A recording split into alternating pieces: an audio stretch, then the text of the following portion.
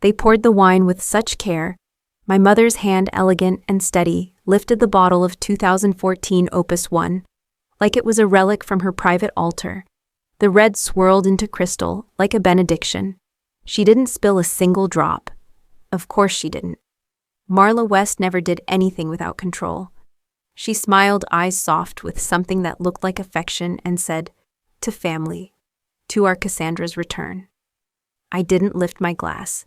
Not yet. I watched the way her lips held the shape of that smile a second too long, the way her eyes flicked to my father. Edwin sat at the head of the table like a man bored of everything: his stake, his children, even the company he'd built from military contracts and political favors. That's when it hit me. The warmth in the air, the perfect timing, the wine. They weren't welcoming me back. They were saying goodbye. I'm Cassandra West. I'm 30 years old. And 10 years ago, I disappeared from this house, not in the literal sense, but in every way that mattered. I left with nothing, not even my name. Since then, I've become something else entirely. You won't find me in any official database. My job title doesn't print on business cards. I work for an agency that doesn't admit it exists, and I've done things that keep the world spinning while leaving my conscience frayed. But nothing I've faced, no extraction, no interrogation, no kill mission has ever made my skin crawl, the way this dinner does. Because this isn't just any homecoming. This is a trap crafted by the very people who gave me life and spent the next 2 decades trying to erase it. I raise my glass slowly, letting the edge touch my lower lip without drinking. The scent is off, too metallic, too intentional. One breath confirms what I already knew. Poison. My eyes meet my mother's. Her smile widens just slightly, and that's when I understand. They really believe this is the end of me. They think I'm still the girl they threw away. They don't realize the thing they buried, survived. And now they've summoned what I've become.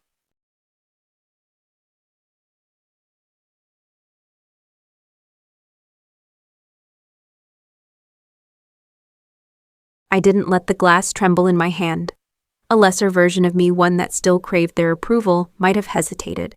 Might have tried to reason it all away. Misread the scent. Imagined the metallic sting was just the tannin. That was who they counted on, a daughter still desperate to believe in family. But I wasn't that girl anymore. I tilted the glass, letting the wine touch my lips without passing them. My mouth shaped into a polite smile. "Delicious," I murmured. Across the long walnut table, Marla nodded with a glow of satisfaction. Her white silk blouse gleamed under the chandelier's cold light, and her pearls sat just right against her collarbone. Edwin didn't even look up from his phone.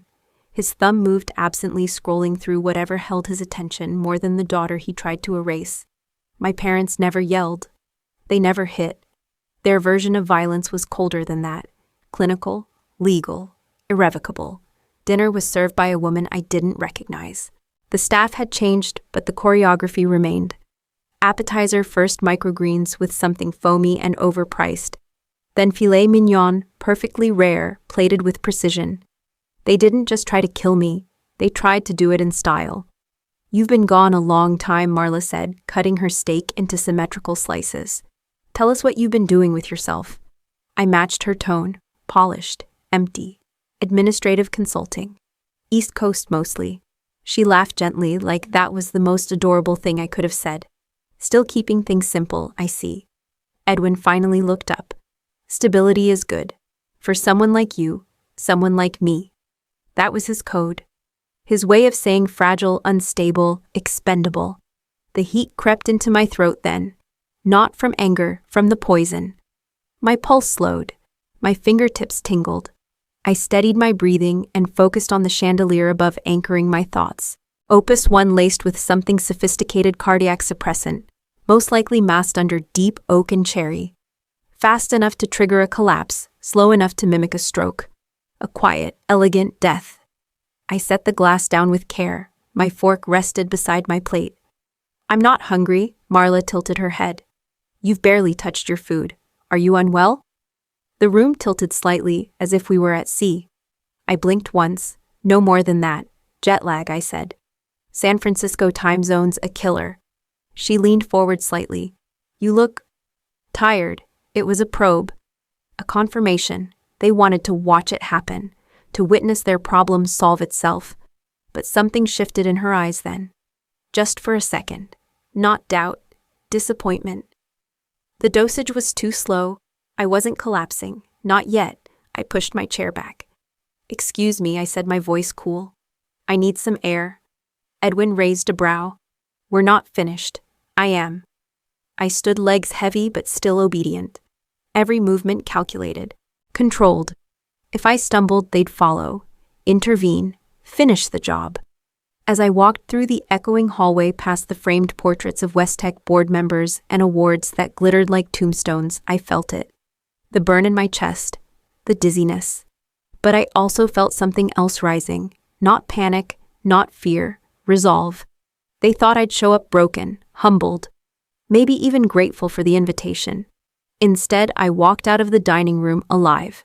Their poison worked on the body, but it failed against the one thing they didn't anticipate. I came prepared to die. But I never come unarmed. I reached the back staircase, slow and silent. No security cameras here. I remembered every blind spot in this house, every exit they didn't think I knew. My fingers curled around the banister, holding firm until the wave passed. The cellar was 2 levels down. I didn't choose it. My body did. A drop, a blackout. When I opened my eyes, I was in the dark again, cool stone beneath me, the smell of damp concrete and aged wine in the air. My muscles refused commands. My vision tunneled. They'd dragged me here, hidden me under their mansion like a family secret. But as my fingers closed around something small and familiar, a butterfly hair clip from my own coat pocket, I felt a pulse of clarity. They'd made one mistake. They thought I was a forgotten girl. They didn't realize they were dealing with a ghost. The first thing I registered was the cold. Not the kind that comes from weather, but the deeper chill that seeps into bones when stone has surrounded you too long. The air in the cellar was thick, metallic, untouched by sun or sympathy. I was lying on the floor, damp concrete. A single flickering bulb overhead barely lit the racks of wine bottles lined in obsessive symmetry. My mouth was dry, my vision still a little blurry, flicked from the ceiling to the side wall, then to the wide iron door behind me. They didn't even lock it. That would have made it too obvious. This wasn't a dungeon, it was a disposal site. I sat up slowly, my limbs sluggish from whatever they'd dosed me with. It hadn't been a full dose. My instincts had saved me from draining that glass. But it was enough to drop me long enough for them to haul me down here to make it look like I'd slipped, wandered, vanished. There'd be a story soon. Something clean. Something polished. She just left the table. We thought she went upstairs. She must have been tired from travel. And when the body was found bloated in the wine cellar next to a bottle of 100-year-old Burgundy, they'd say I overdosed, or lost my mind, or just unraveled. Because that's how they framed everything about me. I pulled my knees to my chest, breathing slow, slower. The nausea passed in waves. My hands twitched, searching my jacket instinctively for gear. They'd stripped me clean, no phone, no ID, no wire, no watch. Every trace of my other life, gone. Except for the hair clip. It was small, silver, shaped like a butterfly, just a trinket. Harmless, pretty. They must have missed it when they checked my coat. Big mistake. My hands still remembered the rhythm. Thumb, slide, twist. The pin inside the clip clicked out like a whisper, sharp enough to draw blood if needed. I knelt by the old service door in the back corner of the cellar, almost invisible behind a wooden crate. The lock was old, mechanical, rusted. No electronics, my favorite kind. I worked in silence, no need to rush. If they thought I was unconscious, they'd assume they had time. Time was their second mistake. The pin turned. Click! I opened the door an inch, listened. Nothing but the faint hum of heat vents from upstairs. No footsteps, no guards. I slipped out. The corridor behind the cellar hadn't changed. Still lined with piping and old cleaning closets. A dead zone in the house's surveillance system. I knew that because I'd mapped it years ago in secret. Back when I was still Cassandra the daughter, not the ghost. I moved quietly, favoring the wall. Each step was calculated. The poison still clung to my system like oil, making my heart thud harder than it should, making my balance unreliable. But I had another anchor: rage.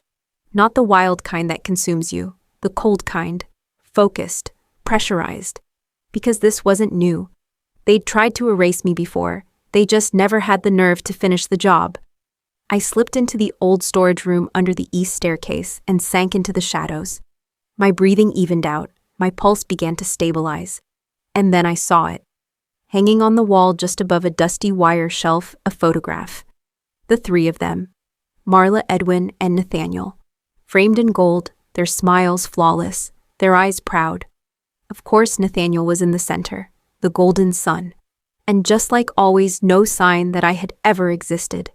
That photo brought back a memory I hadn't let surface in years. I was 16. It was the night of the West Foundation Gala, the one where Nathaniel had been awarded their Future Leaders Scholarship. He didn't need the money, he never did. It was about show, about legacy. They'd ordered a custom portrait that night, the official West family photo. I'd worn a navy blue dress one Marla had chosen for me, too tight, too polished. She said it made me look less bookish. I stood there waiting beside the photographer, smiling in place. Then the decision came fast and clean. Let's do one, just the three of us, Edwin had said. Just the three of them. They told me to step aside, that they'd take one with me after. That second photo never came. I sat now in the same shadows under the same house, staring up at that picture, and I knew one thing with absolute certainty. They didn't make a mistake tonight. They didn't panic. They planned this. And that meant I wasn't just dealing with rejection anymore. I was dealing with intent. I didn't cry that night. Not when they poisoned me. Not when I woke up on the cellar floor. And not when I picked a lock with a butterfly clip. But sitting there beneath that godforsaken photograph, I came close. Not because I was afraid. Because I finally understood something I'd been too proud or too naive to say out loud before. They had never seen me as theirs. They hadn't just stopped loving me. They'd rewritten the story, so I was never in it. The thought burned colder than the wine in my bloodstream. I leaned against the wall, letting my head rest against the unfinished wood. The pain in my chest pulsed with memory, now not poison. And the first memory to surface wasn't dramatic. It was quiet, almost forgettable if you didn't know what to look for. I was 14. My science project had just won first place in the state robotics fair. I'd built an autonomous welding arm from scrap metal, coded every movement myself. The judges called it commercial-grade ingenuity. I still remember the smell of solder in my hair, the calluses on my fingertips. I came home that night beaming, clutching a heavy glass trophy I could barely carry. I found my mother arranging white lilies in the foyer, as she always did before a dinner party. I stood there in the doorway, grinning like a fool. "Look," I said. "I won." Marla turned. Her gaze swept over my smudged jeans, the grease on my hands. And then she smiled. The smile I grew to fear. "Cassandra," she said, plucking the trophy from my hands, "you look filthy." She didn't ask about the project. She didn't ask how I'd won. She carried the trophy into the study and placed it on the lowest shelf of Edwin's bookcase, behind the financial journals and family encyclopedias. No one mentioned it again. That same night they threw a party, not for me, for Nathaniel. He'd made the junior varsity tennis team. There were candles, caterers, a champagne toast. I sat on the stairs, invisible in a dress I didn't like, eating leftover shrimp cocktail off a paper napkin. That was the night I learned my victories were private things, too messy to be displayed, too strange to belong to the West name. The second memory came sharper. I was 15. Nathaniel had taken his new BMW out after curfew. He was drunk. I was in the passenger seat. We hit a stop sign. He panicked. The front bumper was bent. The other car was dented. No one was seriously hurt, but it could have been worse. Edwin arrived before the police. He pulled me aside, away from the flashing lights. "You'll say you were driving," he said, his voice calm. "You're a minor. You'll get probation, maybe a fine. Nathaniel's record must stay clean." I stared at him. At the man who taught me chess at 6 and stopped hugging me at 9. "No," I said. One word, small, quiet. His eyes narrowed. His hand gripped my arm. "Don't be foolish," he hissed. But I meant it. I didn't move. I didn't fold. That night something shifted between us. His silence after that wasn't empty, it was weaponized. The tension in the house sharpened. Marla grew colder. Nathaniel stopped speaking to me entirely. I'd crossed a line, not because I lied, but because I refused to.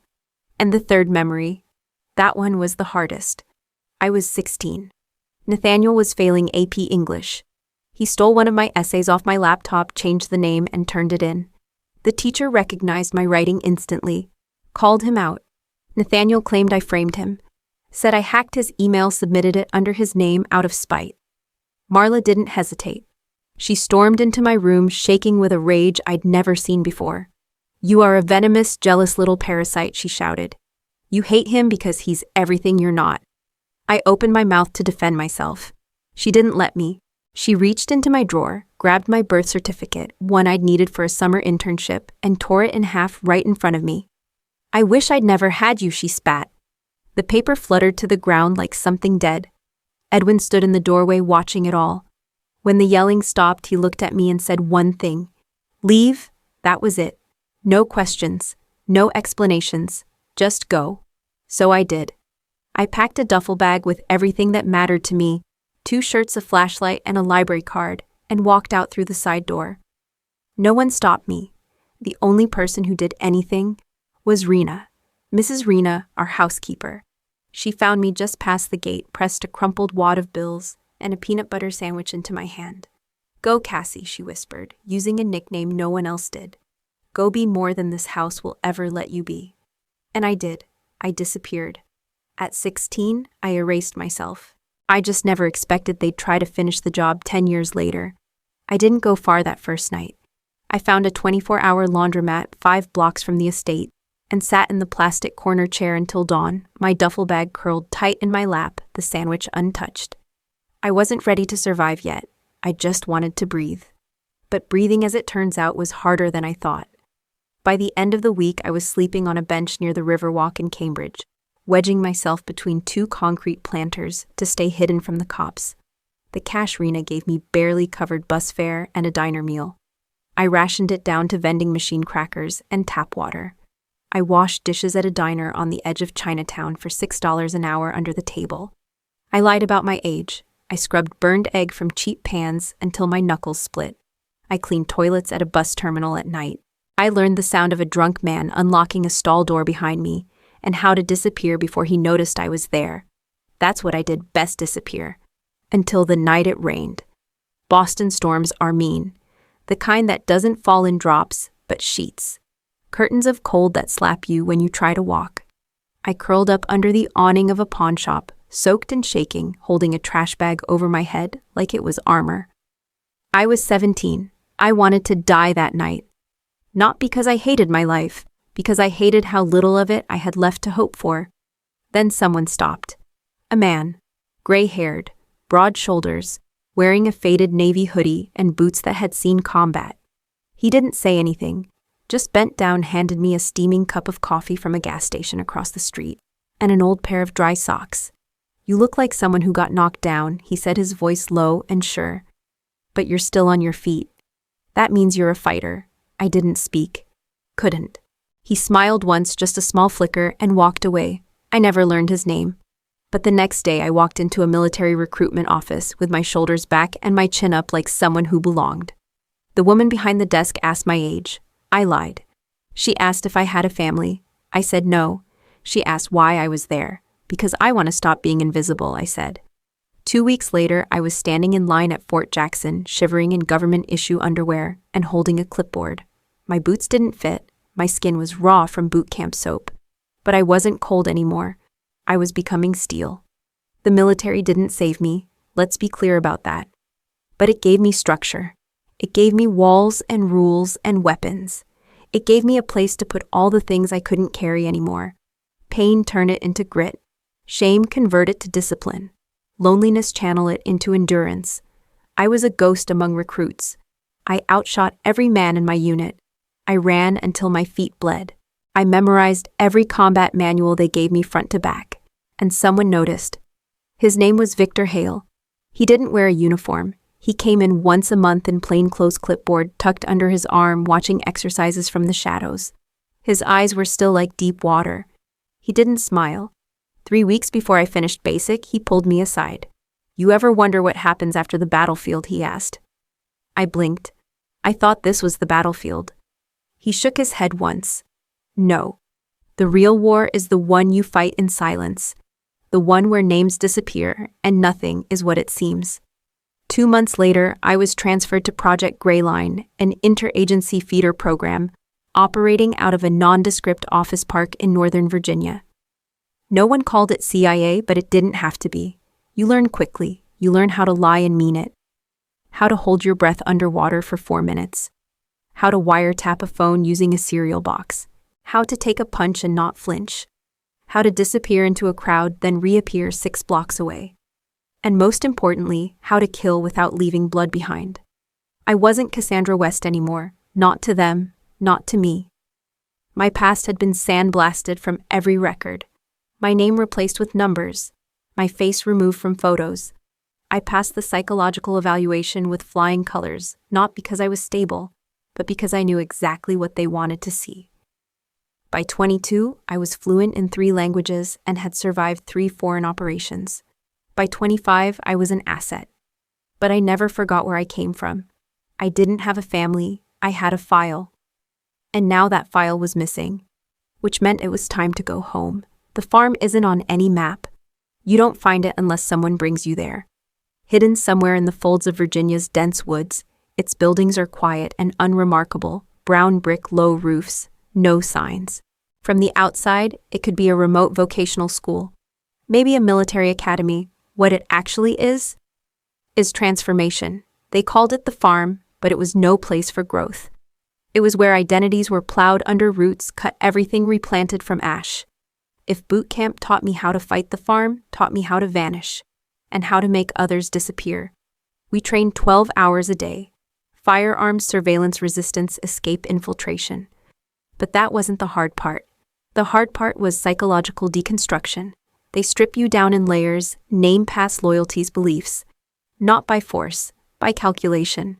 You start second-guessing your own memories. You begin to realize how much of yourself was designed by others, parents, teachers, systems. And when you're empty enough, they rebuild you, not into a killer, into a tool. I didn't just survive the farm, I excelled. My pain became a curriculum. During interrogation drills, when fake captors screamed in my face, I didn't hear them. I heard Marla telling me I was a parasite. When they dumped us blindfolded in the forest with no gear, I didn't panic. I remembered what it felt like to sleep under a pawn shop awning in the rain. Everything I had endured became fuel, and I burned clean. One night, deep into our final phase of training, our instructors staged a simulated betrayal. They pitted us against each other, made one of our own turn on the team. It was supposed to test our resilience, our capacity for trust under stress. Half the unit broke down. I didn't. Because betrayal wasn't a test for me. It was origin. I remember one particular exercise, a psychological endurance test. They isolated us in a cold metal room, nothing but a chair, a light, and a camera. No sleep, no sound, no human contact. By hour 12, people started whispering to themselves. By hour 20, someone screamed. At hour 36, I was still sitting there, eyes steady, back straight. They ended the test early for me, not out of concern, out of caution. Victor pulled me aside afterward. "You know what makes you different, Cassandra?" I said. "Nothing. You don't break because you've already been broken. And when someone survives that," he paused, tapping the folder under his arm, "they're more dangerous than anyone." He wasn't wrong. By the time I graduated, I could surveil a diplomat from 3 city blocks without being spotted. I could disassemble a Glock blindfolded and put it back together in 30 seconds. I could forge 6 accents and lie under a polygraph without my pulse twitching. But that wasn't what made me lethal. It was the silence inside me, the one they couldn't teach. I was assigned to strategic field operations under a black contract, deep cover, high deniability. Nothing that would ever make a headline. Nothing that could ever be traced. Bogota, Istanbul, Jakarta. I operated in places where wrong decisions got people disappeared, where lies wore uniforms, where justice was negotiated at gunpoint. I handled threats others wouldn't touch. Corporate espionage, military corruption, rogue diplomats. I'd go in, assess, neutralize, and vanish. No medals, no debriefs anyone outside 3 rooms would ever read. And I was good. But even then, even after years of becoming the agency's shadow, I never stopped keeping one piece of myself. A small metal box under a false name tucked in a secure locker in Baltimore. Inside one photograph of me and Rena on my 8th birthday. She's holding a tray of cupcakes. I'm smiling, awkward, unkempt, but alive. And a folded piece of paper. My torn birth certificate. I had taped it back together years ago, not out of sentiment, out of proof. Proof that I had existed. That they hadn't deleted me completely. Every mission I survived. Every language I learned. Every life I dismantled from behind glass doors. It was all built on that fracture. That moment when I stopped being their daughter and became my own creation. They thought they'd broken me. They had no idea they were building something stronger than they could control. That night, sitting in the motel in San Jose, with nothing but the clothes on my back and a burning void where my family used to be, I opened the old lockbox for the first time in years. I touched the paper. The seal was faded. The crease lines permanent. And I made a decision. I wouldn't run. I wouldn't vanish. They tried to kill me in silence, so I would answer in daylight. At 4:17 a.m., I slipped out of the Vance estate. I didn't run. I walked. Slow, controlled, like I belonged. The old service exit beneath the wine cellar led into a maintenance tunnel used during the original construction, one of those architectural luxuries no one remembered. But I had. I'd studied the house like a hostile territory long before I had the words for it. It spilled me out onto the south lawn, behind the rose trellises and the outdoor pool. The sky was just beginning to soften at the edges, bruised with pre-dawn blue. I bypassed the main gate and cut east across the neighbor's empty tennis court, up a small hill and down into the lot of the Ainsworth Country Club, where the rich left their luxury cars overnight, assuming no one would dare touch them. They were right, mostly, but I wasn't no one. The black SUV was a Tesla Model X, new clean low mileage, registered to someone who'd never miss it until brunch. I disabled the tracker in 30 seconds. That's the upside of being trained to dismantle foreign surveillance tech. You get good at domestics too. Once I was on the road heading south on 101, my breath finally came fully. That was the first time I allowed myself to feel the aftershock, not fear, not quite, but something cellular. The kind of cold that stays in your spine after you've been hunted in your own home. I didn't cry. I never do. But I did look in the mirror once, and I didn't recognize the woman staring back. I checked into a no-name motel in San Jose just after sunrise. Cash. No ID. Hair tucked under a baseball cap. No questions. I locked the door. Then I sat on the edge of the bed and waited for the tremors to stop. They didn't. Not really. So I stood up and got to work. From my duffel bag, I pulled out a burner phone I'd stashed before heading to Atherton. A last resort. Something I'd built myself using old tools and untraceable components. It could connect once securely, then self-wipe if tampered with. I powered it on and typed one word: compromised. No names, no location, just the signal. I pressed send and waited. 9 minutes and 42 seconds later, the phone vibrated. Once. An incoming call. No caller ID. I answered without speaking. A voice came through, calm, low. Steel-wrapped velvet, Blake Victor said. Situation report. I closed my eyes, grounding myself in the cadence. For the first time since I collapsed, something inside me aligned. Drugged, detained. Attempted neutralization. Location: family estate. Primary suspects: Edwin and Marla West. No shock in his tone, no disbelief. Only silence for a heartbeat. Then, are you safe? Yes. Visible negative. Off-grid, temporary base in San Jose, minimal exposure. He paused again. Sanctuary protocol is now active. Lay low. I'll handle containment. That was Victor. No panic, no wasted breath, just decisions. But before he hung up, he added something. Listen to me. You are not alone. I didn't know those 4 words could hurt as much as they healed. Not alone. For 12 years, I'd built my life on that assumption. That no matter how sharp I became, no matter how cleanly I executed a mission, I was always doing it from the outside. But Victor's voice didn't just remind me of hierarchy. It reminded me of belonging. And belonging after betrayal feels like an act of war. I stared at the cracked wallpaper for a long time. Then I opened my backup cache, an encrypted drive I'd hidden in the heel of my boot. No signal, just files, contacts, assets, emergency protocols, and a name: Layla Monroe, trial lawyer, corporate assassin in a suit. Boston-based, ruthless, brilliant. Known for gutting defense contractors during whistleblower cases. She wasn't part of Victor's world. She was part of mine. I called her from a second burner. No introduction. She picked up on the first ring. Go ahead. I spoke 7 digits. She didn't ask questions. I'm listening, she said. I smiled, not because anything was funny, but because this was the moment. They had tried to liquidate me like a line item, like bad debt. But ghosts don't get written off. They rewrite everything. Layla Monroe's office didn't look like a war room. It looked like a museum exhibit on quiet power floor-to-ceiling windows, polished marble floors, minimalist furniture in tones of ash and ivory. But the air inside was different. Tense. Alert. Every surface seemed wired for impact. She met me in a private room at the back of her firm's Boston headquarters. No handshake, no small talk. Just a folder slid across a glass table and a single glance that said, "Don't waste my time." I reviewed your intel, she said, her voice low and surgical. They believe you're dead. I nodded. Let's keep it that way, for now. She opened the folder and tapped the first page, a scanned document with dense legal language and the faded seal of a notary. This is the original trust document, dated 4 years ago. It names you, Cassandra Elaine West, as a 1/3 heir to the West family holdings. I leaned forward, and she flipped the page. This, she said, is the amendment filed 6 months ago. Your name is gone. Your entire portion estimated at $42 million in assets redirected to your brother Nathaniel. My throat tightened, but I didn't blink. Timing, I asked. Layla's fingers were already on the next tab. 3 weeks before Westech signed a $5 billion arms contract with the Department of Defense.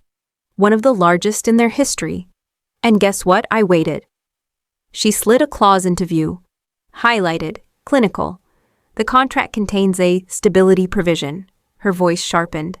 The company must certify its board, and stakeholders are free of any familial dispute or controversy that could compromise public perception.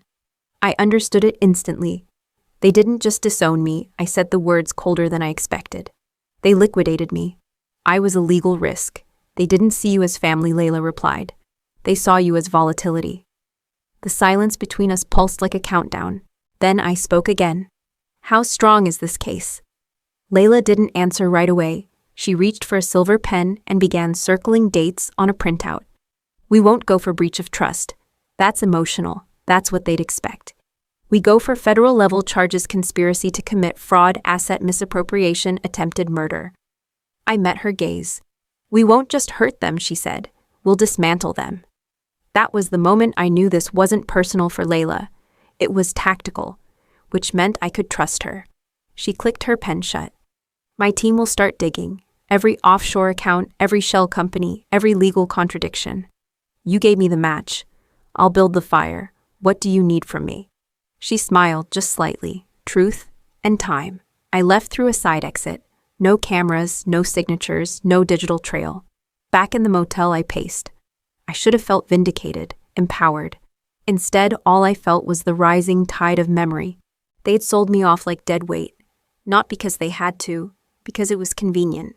Because removing me from the paperwork kept their hands clean. I stared at the ceiling for what felt like hours. And when I couldn't sit still any longer, I opened a new line of defense.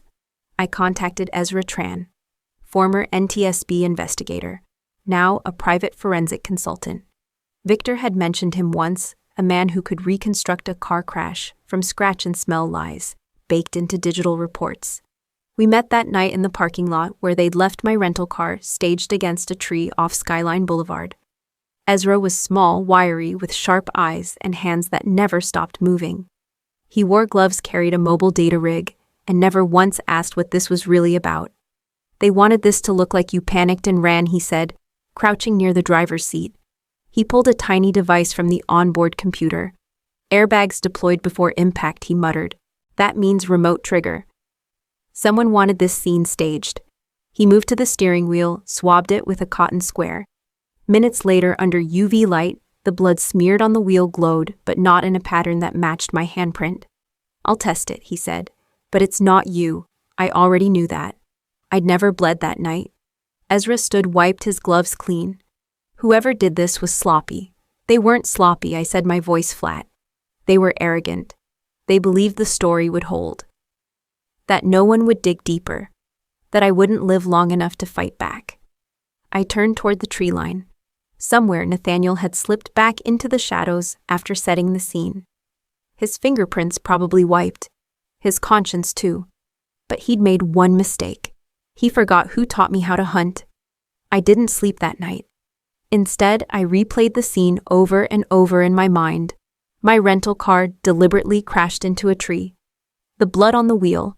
The airbags deployed too soon. A story someone had written for me like bad fiction, and I wasn't the author. Ezra's test results came in the next morning. The blood's not yours, he said. Voice clipped through the encrypted call line. Type AB negative. Yours is O positive. It matches a database profile from a deceased male in a medical supply facility 2 counties over. My guess they used donor blood. A John Doe. Untraceable unless you're looking. They weren't trying to fool the court, I said. They were trying to fool the world. And they almost did. Not quite. Not anymore. The next step came from an unlikely place, a grainy security footage pulled from a 24-hour convenience store, half a mile from the crash site. Ezra had requested all nearby surveillance within the critical window, because that's what a good ghost does. He follows shadows, and this one showed mine. Timestamp 7 minutes after the 911 call that reported my accident. A figure in a hoodie emerged from the woods, frantic, moving low, glancing around like prey. He sprinted across the parking lot, ducked into a black SUV that had been idling in the dark corner of the lot, lights off, engine hot. As the car door opened, the store's fluorescent glare hit the figure's face just long enough for the camera to catch one clean frame. I froze it, zoomed. The jawline was familiar. The nose. The hesitation in the eyes like a man not built for this kind of dirt. Nathaniel. Golden boy, venture-backed, front page polished. And in that frame, just another coward running from the fire he lit. I closed the laptop slowly. There was no satisfaction, no shock, just confirmation. It had always been him. He didn't strike first, but he always helped clean up. The dutiful son, the spotless air, the knife wrapped in velvet. He'd been the one to wipe the steering wheel. He'd been the one to vanish into the SUV. And he'd probably been the one to nod when our parents said she's a liability. I knew what this meant, what this changed. It wasn't just Marla and Edwin anymore. He was part of it. Maybe always had been. And that cut deeper than poison. Because I could understand cruelty from my mother. I could rationalize silence from my father. But Nathaniel. He was supposed to be my brother. Even in childhood, through the tension, the cold comparisons, the rigged scales, I still thought of him as something real, a tether. He taught me how to ride a bike. He sat on my bed when I was 10 and afraid of thunderstorms. He once punched a kid at summer camp for making fun of my crooked teeth. But people don't always stay who they were. Some of them evolve, some of them adapt, and some learn that survival means letting someone else bleed. He had chosen his place, and now I had to choose mine. I opened my locker cache again and pulled out the folder Victor had once called the parachute a final backup plan. Inside was a simple sheet of paper with a code string and a name, Chloe Mercer. I hadn't spoken to her in years, but I knew she worked at West Tech, now legal division mid-level archivist. Quiet, clean record. Her father had once been a top engineer in the company until he died of a heart attack after a whistleblower report was buried. Coincidence, or not? I didn't text her directly. Instead, I used a protocol taught to me at the farm, layered encryption, third-party routing through 3 continents, all for a single sentence. They lied about your father, and they're lying about more. I can prove it. I hit send. Then I turned the phone off and crushed it in a towel. It was a risk. But war doesn't wait for guarantees. Sometimes you just light the fuse and trust that fire knows where to go. The air in the motel room felt stale by the 3rd day, not because of the cracked drywall or the faint smell of old smoke embedded in the curtains, but because I couldn't shake the sense that something vital was about to snap. I needed one more piece of insurance. The CIA doesn't do grace favors. but it does record everything. Every operation, every check-in, every movement logged, redacted, and filed under layers of protocol so dense they may as well be armor. But I had my clearance. Even off-grid, I had my backdoor. It was the one lifeline I trusted more than my own name. I needed proof I wasn't at the scene of the staged accident. Because I was in Panama, on assignment, blacklisted, hidden, but real. I set up a satellite uplink using a burner rig I built from scrap. It took 6 minutes to penetrate the agency's firewall. I keyed in the date of the incident. October 11th, pull my field log, coordinates, contact reports, debrief audio, anything. Access denied. I blinked. Tried again. Alternate date range, broader metadata filter. Access denied. I switched credentials, used an old code Victor once embedded in a training shell. It bypassed the first wall. But the result was the same. File not found. No logs, no mission records, no movement confirmation, no codename attached. Nothing. It was as if I had never been there, as if during the most critical week of my career and my disappearance, I had ceased to exist. I felt the heat rise under my skin. Not panic, not yet, but close. I picked up the burner and called Victor directly. He answered on the first ring. "Blake," he said, tone even. "My Panama file is gone," I said. "Everything. It's not just redacted. It's erased." Silence stretched long enough to mean something. Then his voice came low, controlled. "Give me 10 minutes. I waited, pacing. 7 minutes later, my phone lit up again. Victor didn't greet me. It wasn't an internal command, he said. I traced the scrub path. The delete order came through a Tier 4 access route, one that doesn't originate inside Langley. I stopped moving. Then where he exhaled. Once. Sharp. A classified channel embedded in Westtech's cybersecurity infrastructure. Legacy code, military grade. Somebody high up tapped into our backend. I didn't speak. I didn't have to. He continued. This isn't a family dispute anymore. You understand that, yes. This is a breach of national security. Those 3 words hit harder than any blow I'd taken in a sparring match. Not because they were unexpected, but because they confirmed everything I'd feared. Westtech hadn't just deleted me from their lives. They'd reached into the government itself, into the black corridors of the only place that had ever claimed me. They took the one part of my identity I thought was untouchable, my service, and wiped it like it was an error on a balance sheet. My hands curled into fists. The motel's cheap comforter bunched under my knuckles. They weren't content to kill me. They wanted to erase me, everything I'd built, every oath I took, every silent operation I survived, every time I walked into a room where no one else would go. Gone. That was the real betrayal, the one I couldn't forgive. I stumbled into the bathroom and stared at myself in the mirror above the stained sink. But I didn't see me. I saw them.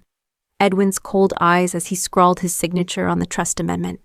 Marla's perfect smile as she handed me a glass of poison. Nathaniel's blurred face beneath a hoodie running from the crime scene like a man with a clean conscience. They had taken my home, my name, my worth. And now they wanted my legacy. My fingers tightened around the rim of the sink until the porcelain creaked. No more. I wasn't just angry. I was awake. I picked up the phone again. Victor. I said, my voice low, steady. I need something off books. He didn't hesitate. Go on. I need the current alias and location of Marcus Thorne. A pause.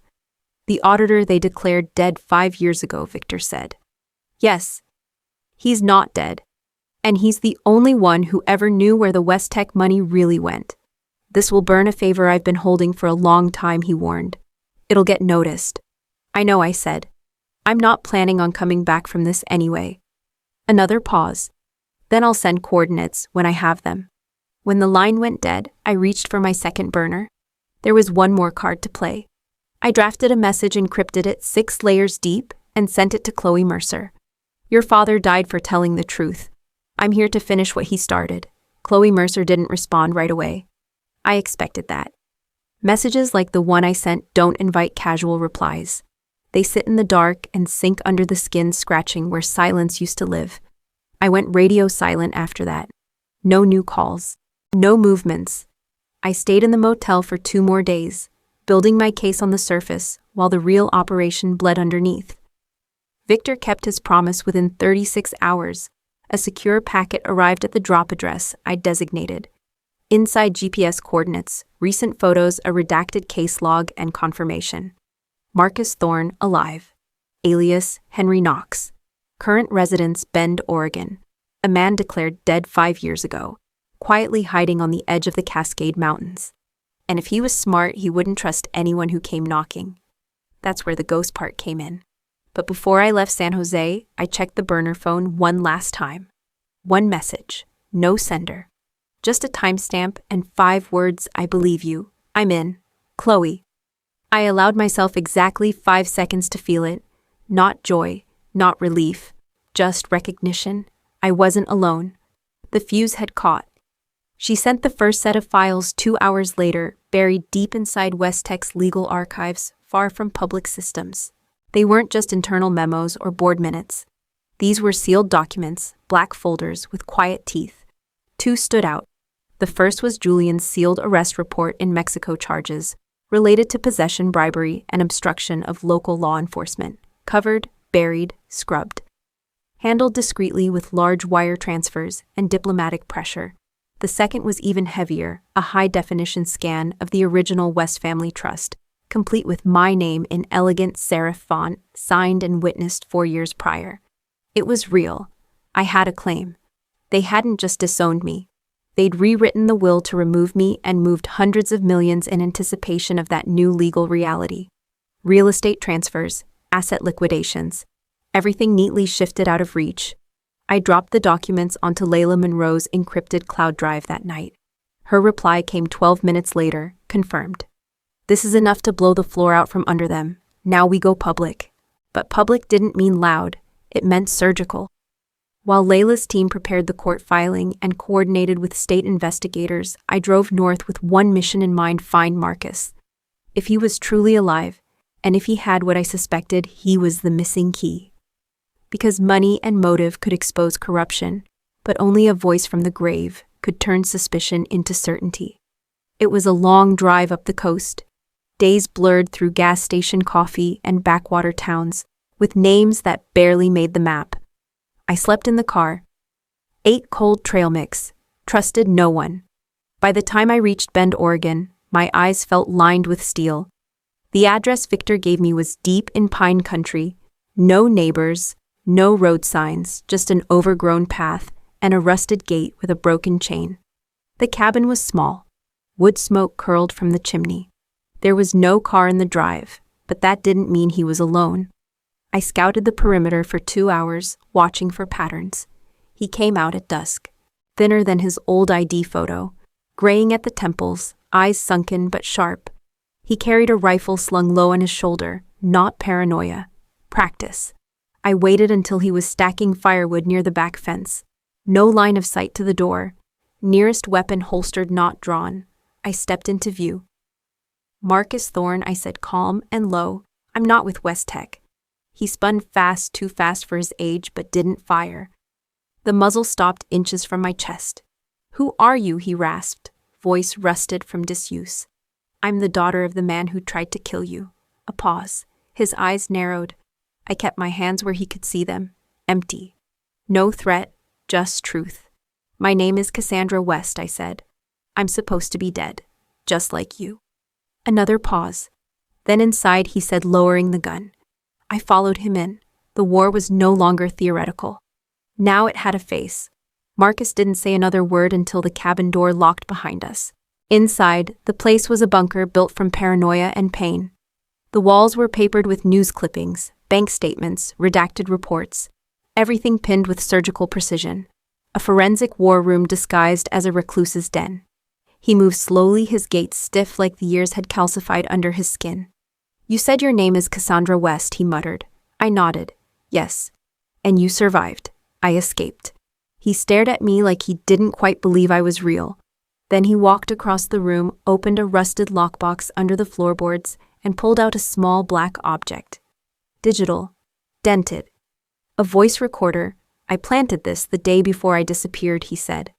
Sterling's private conference room. He didn't know I had access. I used to audit for his inner circle, real books, off books, all of it. I reached for the recorder, but Marcus pulled it back for a second. You understand what's on this, he asked. It's not rumor. It's not guesswork. It's the kill order. I understand. He handed it to me with a slow exhale, like he'd been waiting 5 years for someone to ask for it. I pressed play. First came static, then chairs, movement, a cough, and then her voice, elegant, precise, chilling. Marla West. The girl is the last loose end, she said. I want it clean. No blood, no mess. Something cardiac. She panics. She runs. It's tragic. And it's over. Then another voice. Male. Calm. Strategic. Edwin. We'll say she had a breakdown. The accident will look clean. We'll place her belongings. The trust has been rewritten. There's no liability on our side. And finally, Nathaniel. What about the cellar? It's soundproof. A silence. Then Marla again. She won't wake up. The room around me disappeared. All I could hear was that final sentence echoing inside my skull. She won't wake up. Not shouldn't. Won't. I clicked the recorder off. My hands didn't shake. They felt electric.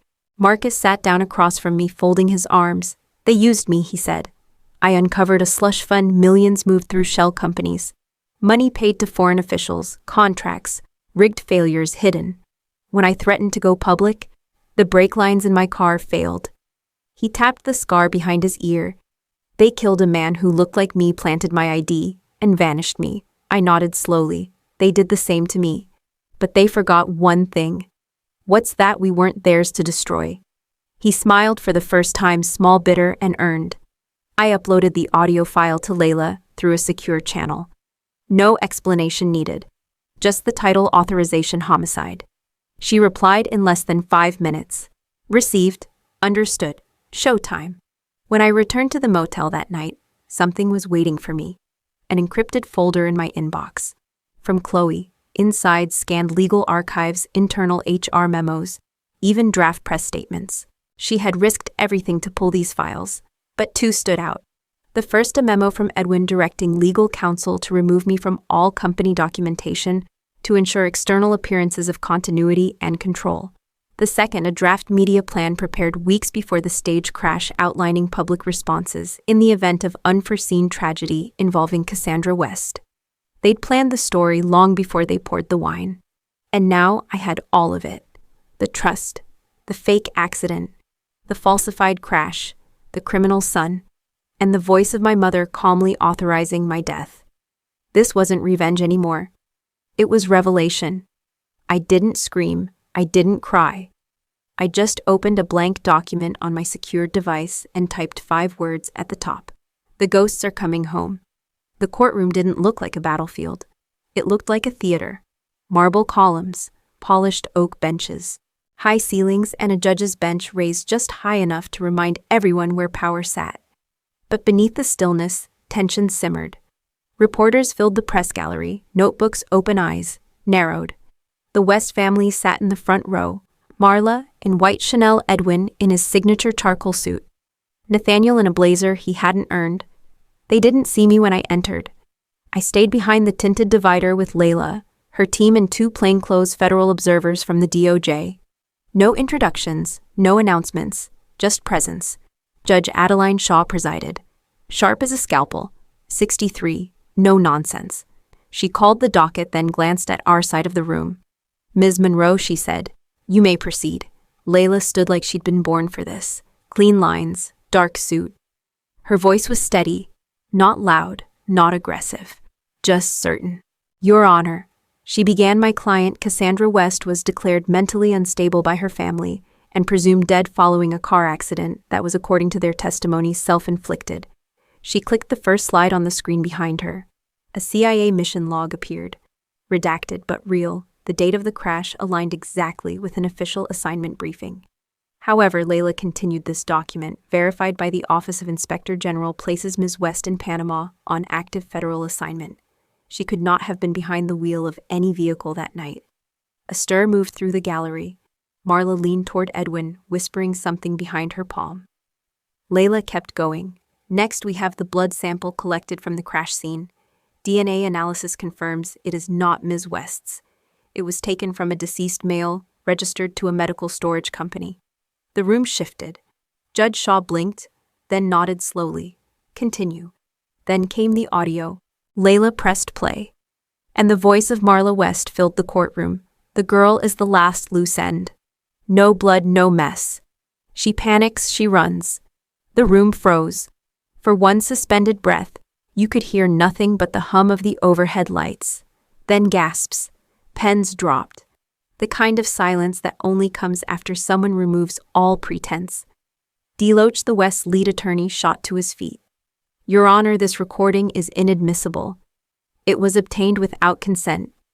Judge Shaw didn't even look at him. She struck the gavel once.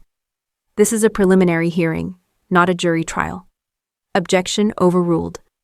Layla gave one small nod. She wasn't finished. We now call Mr. Marcus Thorne to the stand. The doors opened, and the man they'd declared dead 5 years ago walked in alive, breathing undeniable. Edwin stood as if someone had punched the air from his lungs. Marla went still. Nathaniel's face twisted, but not from fear, from disbelief. Marcus took the stand, raised his right hand, and swore under oath. What followed wasn't just testimony, it was demolition. He spoke of embezzlement, offshore funds, bribery, test failures buried to push faulty weapons contracts. He named names, gave account numbers, matched emails with voice recordings. The paper trail became a bonfire. And then he said it under oath, clear as day. They attempted to kill me when I tried to report the fraud. And they attempted to kill Cassandra West for the same reason. When he finished, there was nothing left to argue. Judge Shaw looked across the courtroom with the gaze of someone who'd seen too many lies, but rarely one so elegantly designed. Given the weight of evidence, she said slowly, this court finds sufficient cause to initiate a criminal investigation into Edwin West, Marla West, and Nathaniel West, on charges including but not limited to attempted murder, financial conspiracy, and obstruction of justice. Her gavel came down with finality. This hearing is concluded. No applause, no outcry. Just the heavy silence of power shifting. As I stood to leave, I passed within feet of my family. Marla stared straight ahead, frozen. Edwin's hands trembled on the bench. Nathaniel didn't look at me. He couldn't, because ghosts don't blink. And I was standing in front of them. 3 weeks later, the empire had collapsed. West Tech stock plummeted overnight, wiped out by a flood of media coverage and a congressional review committee. Every contract was suspended. Federal audits began. Board members resigned before sunrise. And the West's once untouchable were being processed like common criminals. But I wasn't done. Closure, I'd learned, doesn't come from headlines. It comes from silence. So I visited each of them one by one. First, Nathaniel. He was being held at the Federal Detention Center in Victorville, awaiting trial, denied bail. The orange jumpsuit hung loosely on his frame. The golden boy sheen had peeled away. All that was left was skin and shame. He didn't look up at first, but when he did, I saw it. Not guilt, not fear, just exhaustion. Cass, he rasped. I didn't know it would go that far. I stared at him through the plexiglass window. You helped them cover it up, I said. You planted blood on the steering wheel. I didn't think they'd really. You thought I'd just vanish, I cut in. Like I always did when you needed me to disappear. He looked away. I let the silence stretch. You never saw me as your sister, I said. I was just the one who took the fall when you wrecked a car, or failed a class, or disappointed Dad. His jaw tensed, but he didn't respond. So I stood. You're not here because you made one mistake. You're here because you kept choosing the easy path. And now you've run out of exits. He didn't stop me when I walked away. That was the last time I ever looked at him. Next, Edwin. He'd suffered a mild stroke the week after the hearing. Too much pressure. Too much ego collapsing on itself. They placed him in a private care facility overlooking the Pacific, where he sat motionless in a wheelchair staring at waves he could no longer command. He didn't speak when I entered, didn't turn his head, didn't blink. I placed something on the table beside him, his old brass Zippo. The one he used to carry everywhere, engraved with the company's original launch date. You had a choice, I said softly. You could have been a father. You chose to be a CEO. I waited for something, a twitch, a flicker. Nothing. just the stillness of a man who'd gambled with everything and lost. I left him in silence. His kingdom now was no larger than the window he stared through. Last came Marla. She was under house arrest in the Atherton estate, what was left of it. The staff was gone. The glass was dusty. The roses had withered on their trellises. She opened the door herself. Her eyes were hollow, her hair unstyled, her voice sharp as ever. "You," she hissed. "You've ruined everything." I stepped inside without asking. "I didn't ruin anything," I said. "I revealed it." She laughed once brittle. "You were always a mistake." I looked around the marble foyer. Cold. Empty. A mausoleum of money and control. "No," I said. "I was your consequence."